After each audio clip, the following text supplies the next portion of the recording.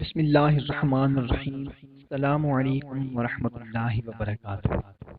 محترم سامعین کرام، سب سے پہلے تو آپ تمام بہن بھائیوں کو ماہ رمضان المبارک کی بہت مبارکباد۔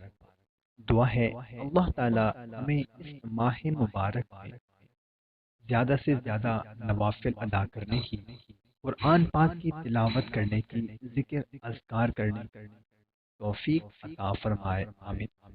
بھائیوں اور بہنوں، آج کی ویڈیو میں آپ لوگوں کو روزہ رکھنے کی نیت اور افطار کی دعا بتاؤں گا۔ سب سے پہلے روزہ رکھنے کی نیت۔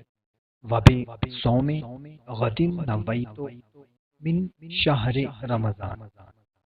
افطار کی دعا، اللہم انی لک صمت وبک آمنت وعلیک توکلت وعلی رزقک افطرت۔